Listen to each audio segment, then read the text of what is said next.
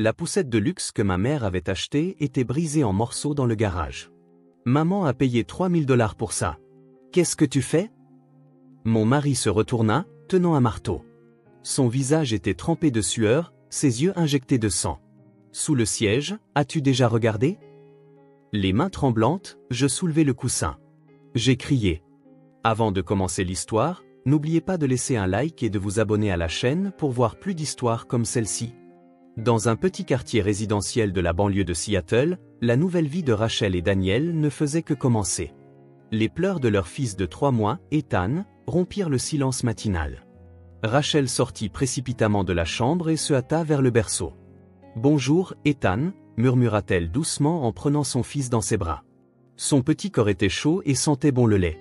Pour Rachel, qui était mère pour la première fois, chaque jour était une suite ininterrompue de surprises et de découvertes. L'arôme du café flottait depuis la cuisine. Daniel préparait le petit déjeuner, comme chaque matin.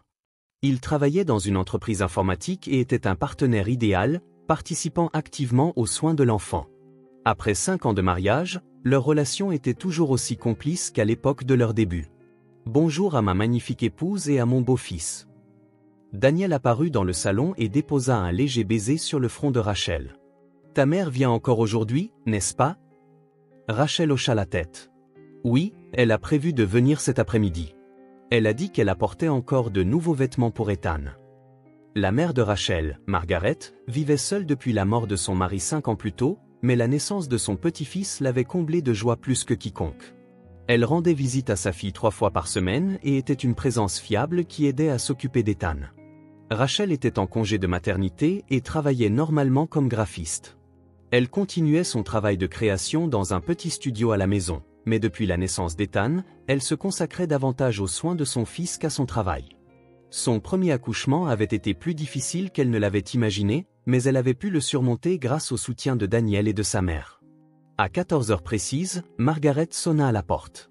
C'était une personne qui arrivait toujours à l'heure pile, comme d'habitude, elle portait un grand sac de courses. « Bonjour, Rachel. Comment va Ethan ?»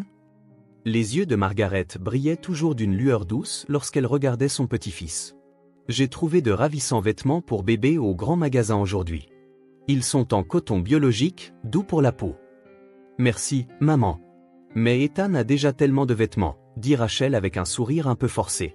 « Je veux faire tout ce que je peux pour mon petit-fils. » Margaret prit Ethan dans ses bras et frotta sa joue contre la sienne. « Cet enfant est ma raison de vivre. Mon plus grand souhait est que vous soyez tous heureux. » Depuis la naissance d'Ethan, Margaret semblait avoir trouvé un nouveau sens à sa vie.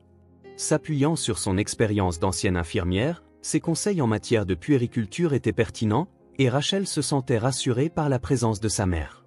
Même lorsqu'Ethan eut de la fièvre au milieu de la nuit, Margaret accourut malgré l'heure tardive. « Merci pour tout, maman. » Rachel serra la main de sa mère. « Je ne sais pas ce que nous, jeunes parents, aurions fait sans toi. »« Nous sommes de la même famille, c'est tout naturel, » sourit Margaret. « C'est normal de s'entraider. » Quand Daniel rentrait du travail, il exprimait toujours sa gratitude à Margaret. « Grâce à toi, maman, Rachel peut s'occuper d'Ethan en toute sérénité. Nous te sommes vraiment reconnaissants. » Entouré de 3 adultes, Ethan dormait paisiblement et semblait comblé. En regardant le visage endormi de son fils, Rachel pensait qu'il formait la famille parfaite, l'amour de sa mère, la compréhension de son mari et un bébé en bonne santé. Tout était idéal. Quand Ethan eut environ 4 mois, les visites de Margaret commencèrent à se faire plus fréquentes. Ce qui avait commencé par 3 visites par semaine se transforma progressivement en visites quotidiennes. Chaque matin à 9 heures, l'interphone sonnait immanquablement et l'on entendait la voix de Margaret. « Rachel, bonjour. Je viens voir comment va Ethan. » Au début, Rachel trouvait l'enthousiasme de sa mère touchant, mais des visites quotidiennes étaient une toute autre affaire. Alors qu'elle essayait de trouver son propre rythme de jeune maman, sentir constamment le regard vigilant de sa mère était étouffant. « Maman, tu es déjà venue hier, » dit Rachel avec douceur. Margaret afficha une mine contrariée. « Mais je m'inquiète. C'est la première fois que tu t'occupes d'un enfant, n'est-ce pas? Je veux pouvoir accourir immédiatement s'il se passe quoi que ce soit. » Rachel pouvait comprendre l'inquiétude de sa mère, mais elle sentait que cette intensité augmentait de jour en jour. Une fois entrée dans la maison, Margaret vérifiait toujours en détail l'état d'Ethan, prenait sa température et examinait sa couche. Ensuite, elle se mettait à donner une série de conseils sur les méthodes de Rachel.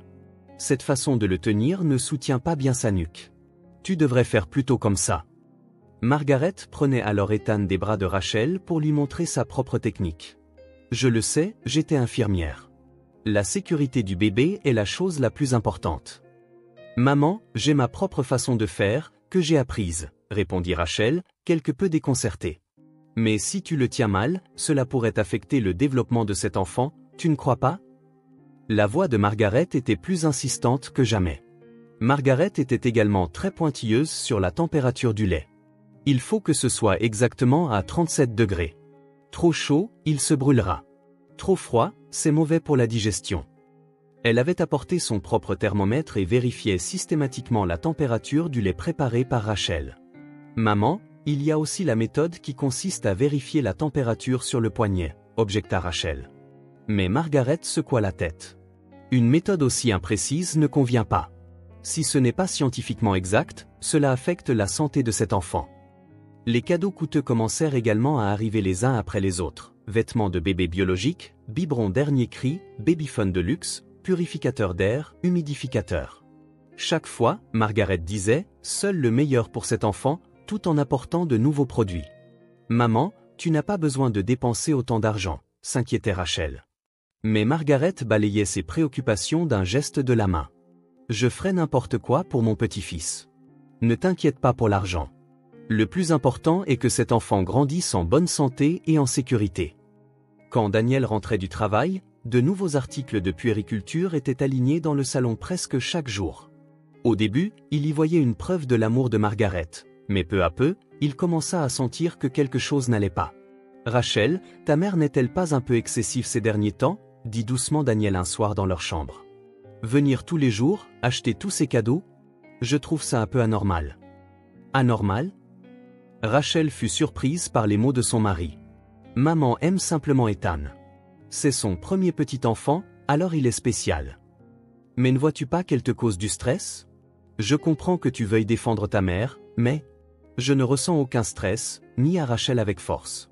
Pourtant, en réalité, elle commençait à être épuisée par les visites quotidiennes de sa mère. Cependant, elle ne pouvait se résoudre à critiquer sa propre mère. Les critiques de Margaret ne se limitaient pas aux méthodes de puériculture. Elle se mit à commenter tout, la propreté de la maison, la régulation de la température, et même le régime alimentaire de Rachel. Cette pièce n'est-elle pas un peu poussiéreuse? Une maison avec un bébé doit être parfaitement propre. Margaret apporta des gants blancs et vérifia la poussière sur les meubles. Ça peut provoquer des allergies. Rachel, n'as-tu pas perdu du poids récemment? Tu dois manger plus sainement pour l'allaitement. Inquiète pour le poids de sa fille, Margaret lui apporta des compléments alimentaires coûteux. L'influence de Margaret commença à affecter les conversations du couple. Quand Daniel disait à Rachel, « Tu as l'air fatiguée aujourd'hui, je vais m'occuper d'Ethan », Rachel répondait, « Maman dit qu'il est important que ce soit la mère qui s'en occupe directement. Si tu n'écoutes que les avis de ta mère, quel est mon rôle ici ?» L'irritation de Daniel grandissait. « Daniel, tu n'essaies pas de comprendre les sentiments de maman. » Rachel devint également émotive. Maman était infirmière. Elle a des connaissances professionnelles en puériculture. Même si elle a des connaissances professionnelles, elle n'a pas besoin de venir tous les jours comme si elle nous surveillait. Surveiller? C'est une façon horrible de voir les choses. Les larmes montèrent aux yeux de Rachel. Nous sommes une famille. Pourquoi dis-tu une chose pareille? Pour la première fois, une profonde fissure se forma au sein du couple. Rachel défendait sa mère, tandis que Daniel s'inquiétait des changements de sa femme. La famille heureuse, centrée autour d'Ethan, se déformait peu à peu. Un après-midi, Margaret arriva dans un état d'excitation palpable. Elle portait une grande boîte avec un sourire radieux. « Rachel, j'ai une surprise incroyable », dit Margaret en ouvrant soigneusement la boîte. « Regarde ça !» Ce qui en sortit fut la poussette pour bébé la plus luxueuse qu'elle ait jamais vue. Des sièges en cuir, un cadre en métal élégant, un système de suspension dernier cri. C'était clairement un produit haut de gamme. « Maman, mais qu'est-ce que c'est ?» balbutia Rachel. « Elle a coûté 3 000 $, déclara Margaret avec fierté. « Mais pour la sécurité d'Ethan, ce n'est pas cher. Maintenant, nous pourrons faire des promenades en toute sécurité. » Elle a même une fonction GPS et le siège est fait des meilleurs matériaux. Rachel était reconnaissante de l'amour de sa mère, tout en étant choquée par le prix. Une poussette à 3000 $ était quelque chose qu'il ne pourrait jamais se permettre. Cependant, en voyant l'expression ravie de Margaret, seuls des mots de remerciement lui vinrent à la bouche. « Merci, maman. Mais une chose aussi chère ? Ne sois pas si modeste, nous sommes de la même famille. » Margaret prit Ethan dans ses bras. « Que cet enfant soit en sécurité et heureux, c'est ma raison de vivre. Quoi qu'il arrive, je dois protéger cet enfant. » Les derniers mots de Margaret portaient une détermination nouvelle et puissante. C'était comme si elle était investie d'une mission urgente de protéger son petit-fils de quelque chose. Le samedi matin fut paisible pour la première fois depuis longtemps. La veille, Margaret avait dit « J'ai un déjeuner prévu avec une amie demain, alors je ne viendrai pas. » Rachel pouvait donc passer du temps sans se soucier de la visite de sa mère, pour la première fois depuis des lustres. Ethan dormait depuis un temps inhabituellement long. Âgé de 5 mois, il commençait à faire des nuits plus longues. Après avoir vérifié la respiration paisible de son fils, Rachel décida de prendre une douche relaxante. « Daniel, peux-tu surveiller Ethan ? » « Bien sûr. » Daniel lisait le journal en buvant son café. « Prends ton temps et repose-toi. Ça fait longtemps que tu n'as pas eu un moment pour toi. » Rachel se dirigea vers la salle de bain avec un sourire. L'eau chaude détendit la tension de ses épaules. Dernièrement, avec les visites quotidiennes de sa mère, elle n'avait pas eu beaucoup de temps pour elle. Même si elle savait qu'elle avait de la chance d'avoir une mère si aimante, elle se sentait parfois étouffée. Mêlée au son de la douche, elle entendit faiblement un bruit. Daniel préparait peut-être un autre café. Rachel continua de se laver les cheveux sans s'en préoccuper. Cependant, le son devint progressivement plus fort et se transforma en coups rythmés. On aurait dit que quelqu'un frappait sur quelque chose. Rachel coupa précipitamment la douche. Le son venait de la direction du garage. Daniel faisait-il des réparations ? Mais quel projet nécessiterait un marteau un samedi matin ? Elle se sécha rapidement avec une serviette, enfila un peignoir et descendit. En jetant un œil au salon, elle vit qu'Ethan dormait toujours tranquillement. Daniel n'était nulle part en vue. Les coups continuaient. Daniel appela Rachel, mais il n'y eut aucune réponse. En s'approchant de la porte menant au garage, le son devint plus clair. C'était sans aucun doute le bruit de quelque chose qui se faisait fracasser. Un bruit de métal qui grince, de plastique qui se brise et d'impacts violents se répétait.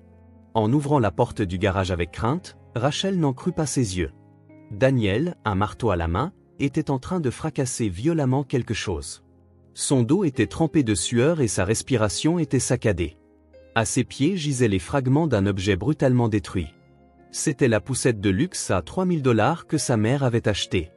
Le magnifique siège en cuir était déchiré, le cadre métallique complexe était tordu, et les diverses pièces en matériaux de haute qualité étaient lamentablement brisées. Daniel continuait d'abattre le marteau comme s'il était possédé. « Daniel » cria Rachel. « Qu'est-ce que tu fais ? Maman a dépensé 3000 $ pour ça. » Daniel se retourna. Son visage était trempé de sueur et ses yeux étrangement injectés de sang. Rachel n'avait jamais vu une telle expression sur le visage de son mari. La peur, la colère et quelque chose comme un profond désespoir s'y mêlaient. « Rachel ?» La voix de Daniel tremblait. « As-tu déjà regardé sous le siège ? » « Sous le siège ? De quoi parles-tu ? » Daniel posa le marteau et montra les restes de la poussette détruite. « Ta mère a dit qu'elle avait une fonction GPS, n'est-ce pas ? J'étais curieux de savoir où se trouvait le dispositif GPS, alors j'ai décidé de regarder. » Rachel était confuse. Comment cela justifie-t-il de la détruire ? Regarde ce qui était caché sous le siège. La voix de Daniel était tendue. D'une main tremblante, il souleva une partie du siège déchiré. Plusieurs petits appareils noirs enroulèrent. Rachel eut le souffle coupé. Qu'est-ce que c'est ? Des traceurs GPS. Mais ce n'est pas tout. Daniel ramassa un autre fragment. Ça, c'est un micro-espion. Et ça, dit-il en montrant un dispositif encore plus petit, c'est un microphone ultrasensible. Le visage de Rachel se vida de toute couleur. Non, ce n'est pas possible. Ta mère avait l'intention d'utiliser cette poussette pour nous surveiller. La voix de Daniel était plus empreinte de tristesse que de colère. Elle pouvait enregistrer nos conversations pendant les promenades d'Ethan, nos destinations, tout, sans que nous nous en rendions compte. Rachel ne pouvait accepter la réalité qui s'offrait à elle. Sa mère avait-elle vraiment placé des micros dans une poussette à 3000 $ dans le but de les espionner? Mais pourquoi maman ferait-elle une chose pareille? Je ne sais pas, répondit Daniel en secouant la tête. Mais c'est la vérité. Ta mère ne nous fait pas confiance. Non, elle pense que nous avons besoin d'être surveillés. Rachel sentit ses genoux se dérober. En regardant les débris de la poussette, elle repensa au comportement récent de sa mère. Les visites quotidiennes, l'inquiétude excessive, les commentaires sur tout dans la maison. Tout cela était-il en fait un comportement de surveillance? Il pourrait y en avoir d'autres, dit Daniel à voix basse. Nous devons vérifier les autres cadeaux que maman nous a faits. Arrête. Rachel se prit la tête entre les mains. Je ne veux pas y croire. Maman nous aime. Elle aime son petit-fils. L'amour et la surveillance sont deux choses différentes. Daniel posa une main sur l'épaule de sa femme. Si c'était du véritable amour, il serait basé sur la confiance. Juste à ce moment-là, les pleurs d'Ethan se firent entendre depuis le salon. Rachel se hâta de se lever, mais trébucha. Daniel la soutint. Rachel, ça va? Je ne sais pas. Je ne comprends plus rien. Des larmes coulaient sur son visage. Qu'est-ce que ma famille est devenue? Les fragments de la poussette de luxe éparpillés sur le sol du garage ressemblaient aux débris de leur confiance. La réalité que ce qu'elle avait cru être de l'amour maternel était en fait une surveillance pathologique. Rachel ne pouvait accepter que la mère qu'elle connaissait et la personne qui avait installé ces dispositifs étaient une seule et même personne. Les pleurs d'Ethan s'intensifièrent. Rachel reprit enfin ses esprits et se dirigea vers son fils. Cependant, une profonde anxiété avait commencé à s'enraciner dans son cœur. Quelle était la véritable nature de sa mère? Et quels autres dispositifs de surveillance pouvaient être cachés dans la maison? Daniel resta dans le garage, fixant les fragments de la poussette brisée. Dans sa main, il tenait encore un petit micro-espion. Pendant que Rachel calmait Ethan, Daniel réfléchissait calmement à la marche à suivre. Le matériel de surveillance découvert dans la poussette était un problème qui ne pouvait être écarté comme une simple coïncidence ou un malentendu. Il prit son téléphone portable et appela la ligne non urgente du commissariat de police. Police de Seattle. Je voudrais signaler une violation de la vie privée au sein de ma famille, commença Daniel d'une voix calme. Ma belle-mère a installé des micros et un traceur GPS dans la poussette de mon bébé sans autorisation. L'agent qui répondit comprit la situation et expliqua l'importance de préserver les preuves. Conserver les appareils en l'état et vérifier les autres cadeaux si possible. Un officier passera demain matin. Après avoir raccroché, Daniel rejoignit Rachel dans le salon.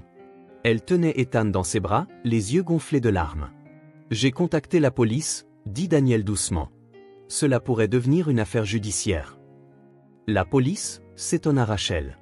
Mais maman fait partie de la famille, exposer nos problèmes familiaux à des étrangers. Rachel, ce n'est pas seulement un problème familial. C'est une violation de la vie privée. Daniel prit la main de sa femme. Vérifions aussi les autres cadeaux. Ils commencèrent à rassembler les cadeaux de Margaret dispersés dans la maison. Le babyphone de luxe, le purificateur d'air, l'humidificateur, le thermomètre électronique et de nombreuses peluches.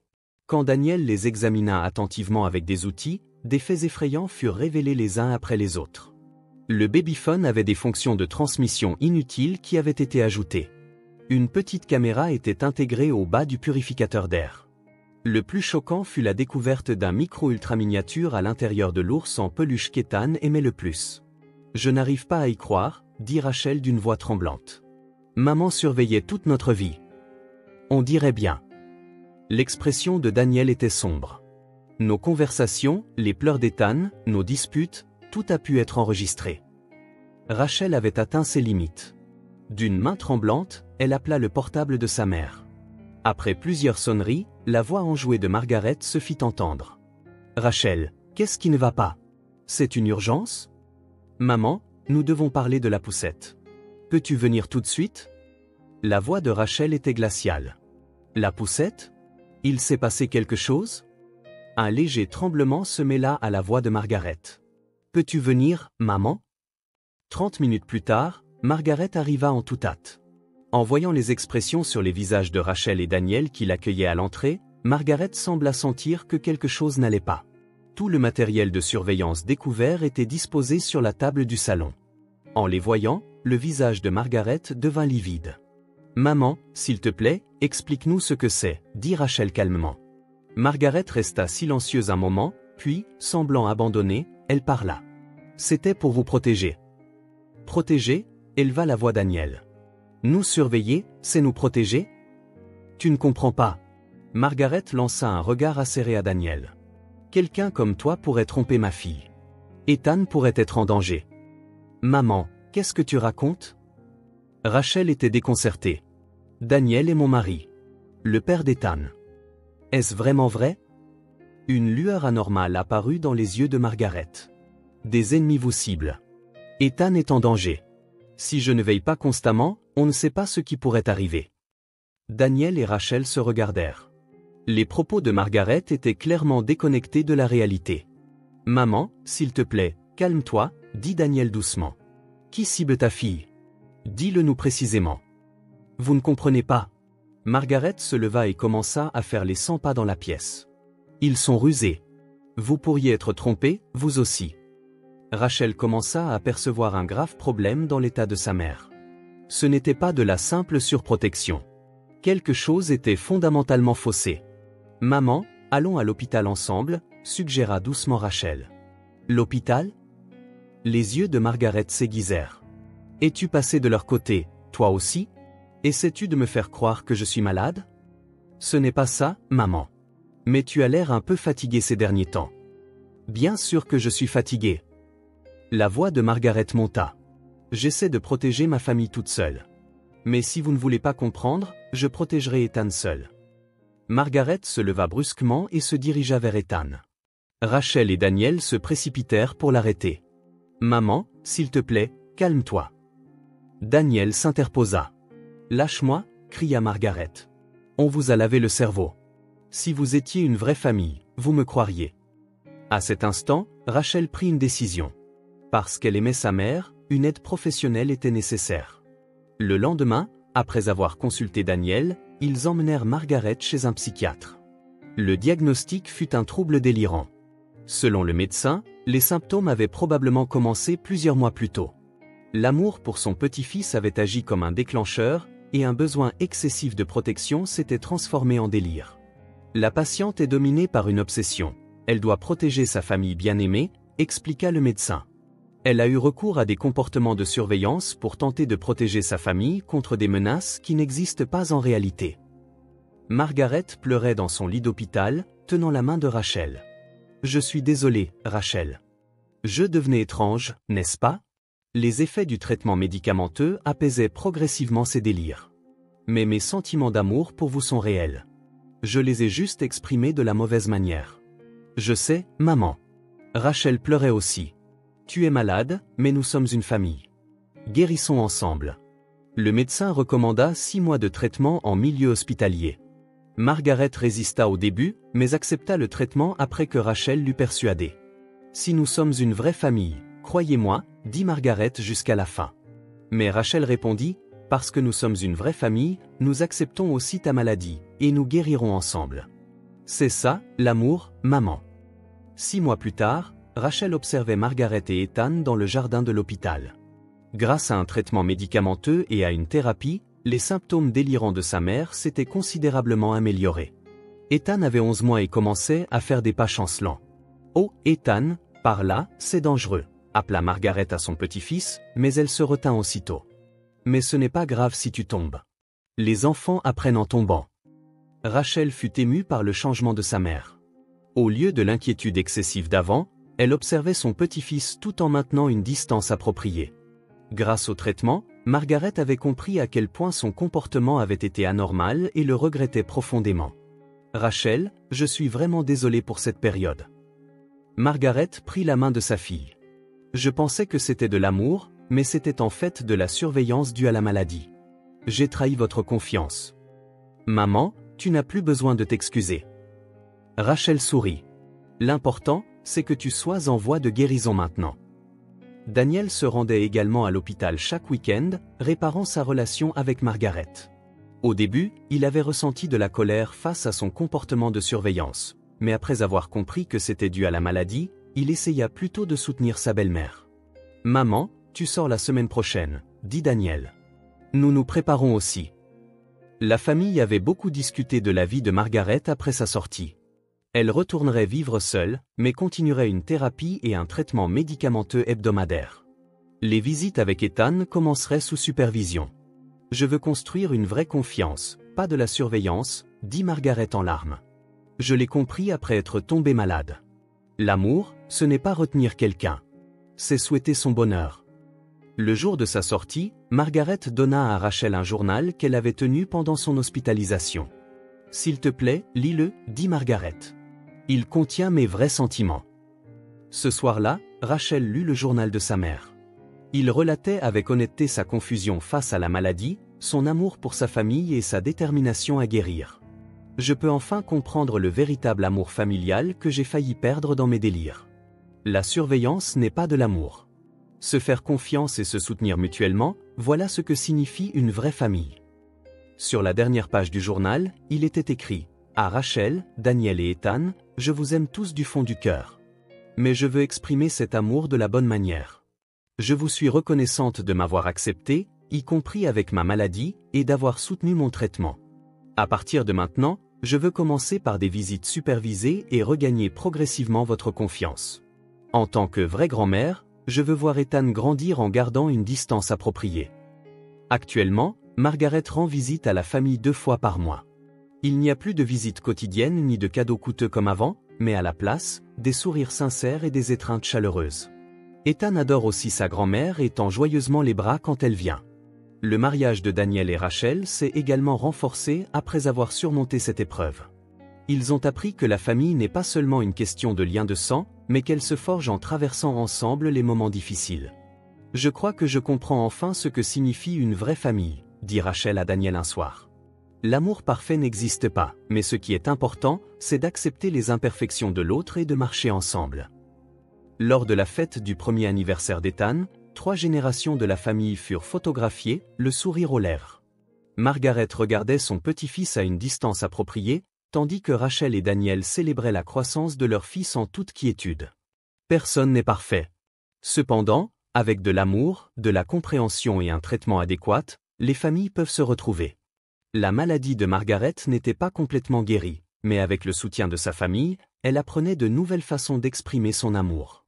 Une vraie famille, ce sont des personnes liées par des liens qui les poussent à s'accepter mutuellement, y compris dans la maladie, et à surmonter ensemble les difficultés.